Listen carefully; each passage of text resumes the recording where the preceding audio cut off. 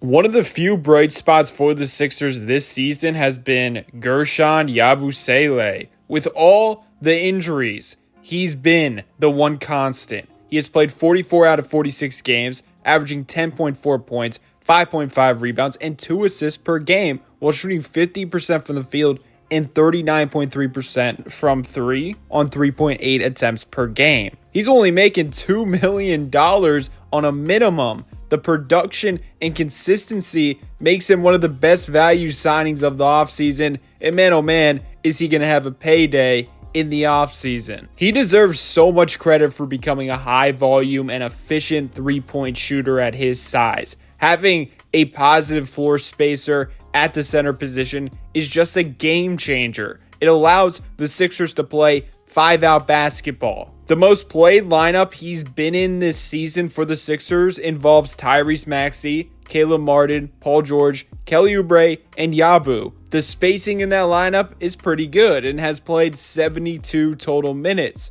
putting up 129.5 offensive rating, 107.5 defensive rating. There is just zero chance of that lineup producing numbers like that without a stretch 5. And at the beginning of the season, he wasn't on the scouting report, so he could take his time on three-pointers. He would have all the time in the world to fire away. Oftentimes, he'd even pass up open three-point opportunities. But as the season has went on, it's been a pleasure to watch his confidence grow. His release has gotten so much quicker. He's willing to fire away with defenders near him. He's looking for a shot way more often. Plus, he's drawing more and more closeouts while having success attacking those closeouts. And the thing is, he plays so hard, hustles for loose balls, not afraid to dive on the floor to get them. He creates so many extra possessions. He's not a great defensive rebounder, but offensively, he attacks the glass, averaging 1.9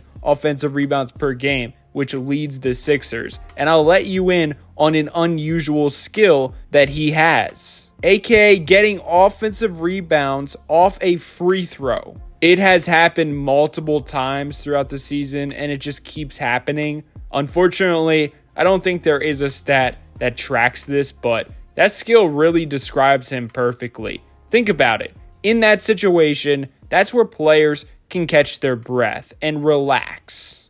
Not for Guerschon. He's never taken a play off, and he's trying to get that rebound off a free throw miss every single time. I mean, who does that? And due to the injuries of Embiid, most of the time he's been the center. That wasn't supposed to be his role coming into the year, but he was signed to play next to Joel Embiid and Andre Drummond, then spot minutes at center. It's a testament to his toughness and who he is as a player that he was able to adapt and thrive as a center at 6'8". Why was he able to do that? Of course, he has the skills to do so, but also he has the basketball IQ. You can see that in his passing ability. He will make the defense pay for sending more help towards Maxey or Paul George because he makes quick decisions with the ball in his hands and it never sticks to him. He's really good as a short roll passer and just a good passer in general, which truly makes him a complete player. You can even trust him to generate a bucket for himself in the post. He will bully smaller players and even taller ones. His strength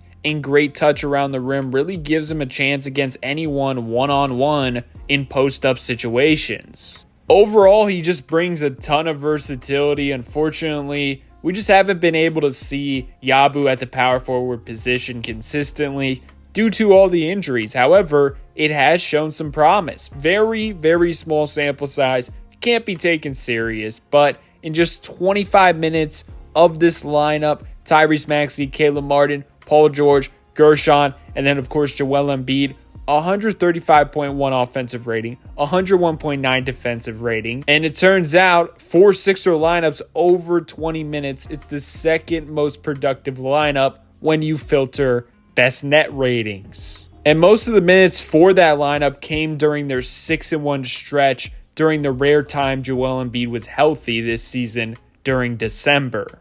Simply put, Guerschon is currently one of the most underrated role players in the league, and he deserves his recognition. Let me know your thoughts below in the comments section. Have yourself a great day, and peace out.